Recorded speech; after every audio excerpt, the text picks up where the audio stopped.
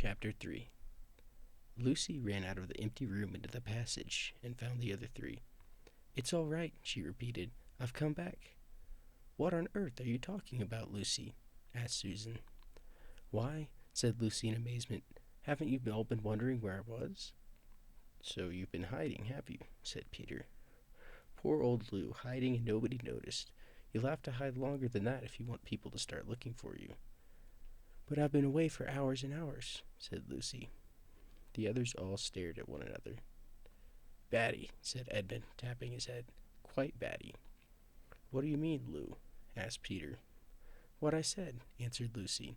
"It was just after breakfast when I went into the wardrobe, and I've been away for hours and hours and had tea, and all sorts of things have happened." "Don't be silly, Lucy," said Susan.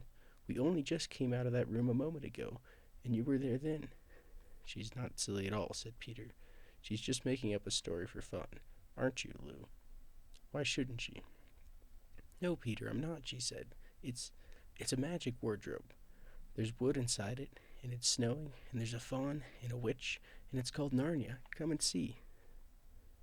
The others did not know what to think, but Lucy was so excited that they all went back with her into the room. She rushed ahead of them, flung open the door of the wardrobe, and cried, "Now, go in and see for yourselves."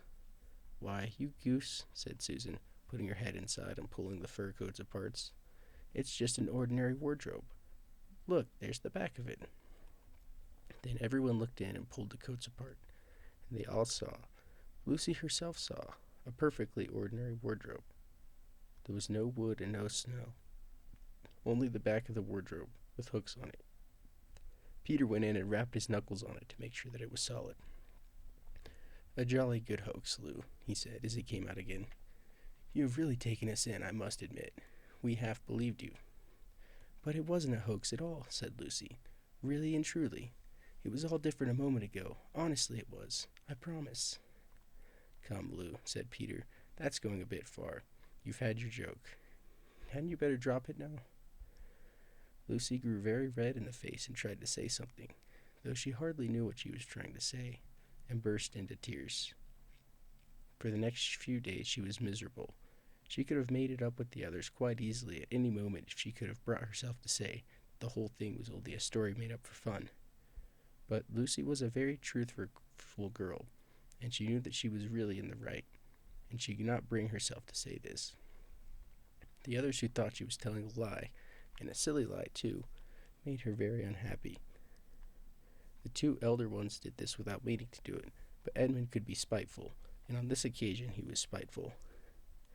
He sneered and jeered at Lucy and kept on asking her if she had found any other new countries in other cupboards all over the house. What made it worse was that these days ought to have been delightful.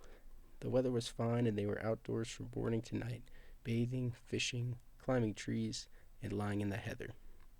But Lucy could not properly enjoy any of it, and so things went on until the next wet day.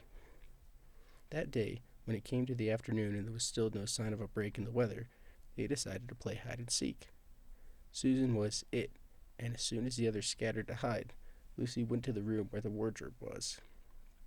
She did not mean to hide in the wardrobe, because she knew that she would only set the others talking again about the whole wretched business. But she did want to have one more look inside it, for this time she was beginning to wonder herself whether Narnia and the faun had not been a dream. The house was so large and complicated and full of hiding places that she thought she would have time to have one look in the wardrobe and then hide somewhere else. But as soon as she reached it, she heard steps in the passage outside, and there was nothing for it but to jump into the wardrobe and hold the door closed behind her. She did not shut it properly because she knew that it is very silly to shut oneself into a wardrobe, even if it is not a magic one. Now the steps she had heard were from those of Edmund, and he came into the room just in time to see Lucy vanishing into the wardrobe. He decided to get into it himself, not because he thought it a particularly good place to hide, but because he wanted to go on teasing her about her imaginary country. He opened the door. There were the coats hanging up as usual, and a smell of mothballs, and darkness and silence, and no sign of Lucy. "She thinks I'm Susan come to catch her," said Edmund to himself, "and so she's keeping very quiet in the back." He jumped in and shut the door, forgetting what a very foolish thing this is to do. Then he began feeling about for Lucy in the dark. He had expected to find her in a few seconds and was very surprised when he did not. He decided to open the door again and let in some light, but he could not find the door either. He did not like this at all, began groping wildly in every direction. He even shouted out, "Lucy! Lou! Where are you? I know you're in here." There was no answer, and Edmund noticed that his own voice had a curious sound. Not the sound you'd expect in a cupboard, but a kind of open-air sound. He also noticed that he was unexpectedly cold, and then he saw a light. "Thank goodness," said Edmund. "The door must have swung open of its own accord." He forgot all about Lucy and went towards the light, which he thought was the open door of the wardrobe. But instead of finding himself stepping out into the spare room, he found himself stepping out from the shadow of some thick, dark fir trees into an open place in the middle of a wood. There was crisp, dry snow under his feet, and more snow lying on the branches of the trees. Overhead there was a pale blue sky, the sort of sky one sees on a fine winter day in the morning. Straight ahead of him, he saw between the tree trunks the sun, just rising, very red and clear. Everything was perfectly still, as if he were the only living creature in that country. There was not even a robin or a squirrel among the trees, and the wood stretched as far as he could see, in every direction. He shivered. He now remembered that he had been looking for Lucy, and also how unpleasant he had been to her about her imaginary country, which now turned out to not have been imaginary at all. He thought that she must be somewhere quite close, and so he shouted, "Lucy! Lucy! I'm here too! Edmund!" There was no answer. "She's angry about all the things I've been saying lately," thought Edmund, and though he did not like to admit that he had been wrong, he also did not much like being alone in this strange, cold, quiet place. So he shouted again, "I say, Lou, I'm sorry I didn't believe you. I see now you were right all along. Do come out. Make it quick." Still there was no answer. "Just like a girl," said Edmund to himself, "sulking somewhere and won't accept an apology." He looked round him again and decided he did not much like this place, and had almost made up his mind to go home, when he heard very far off in the wood a sound of bells. He listened, and the sound came nearer and nearer, and at last there swept into sight a sleigh drawn by 2 reindeer. The reindeer were about half the size of Shetland ponies, and their hair was so white that even the snow hardly looked white compared with them. Their branching horns were gilded, and shone like something on fire when the sunrise caught them.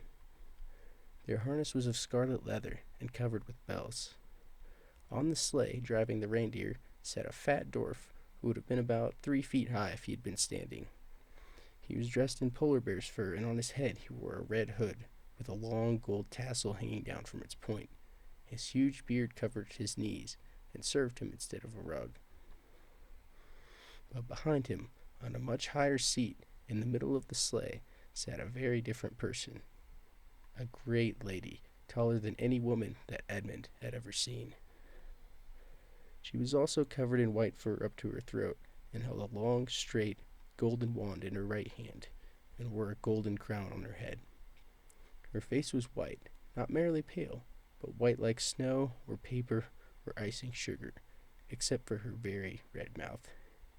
It was a beautiful face in other respects, but proud and cold and stern. The sleigh was a fine sight as it came sweeping toward Edmund, with the bells jingling and the dwarf cracking his whip and the snow flying up on each side of it. "Stop," said the lady, and the dwarf pulled the reindeer up so sharp that they almost sat down. Then they recovered themselves and stood, champing their bits and blowing. In the frosty air, the breath coming out of their nostrils looked like smoke. "And what, pray, are you?" said the lady, looking hard at Edmund. My name's Edmund," said Edmund, rather awkwardly. He did not like the way she looked at him. The lady frowned. "Is that how you address a queen?" she asked, looking sterner than ever. I beg your pardon, your majesty. I didn't know," said Edmund. "Not know the Queen of Narnia?" cried she. "Ha! You shall know us better hereafter. But I repeat, what are you?" Please, your majesty, said Edmund. I don't know what you mean. I'm at school. At least I was. It's the holidays now.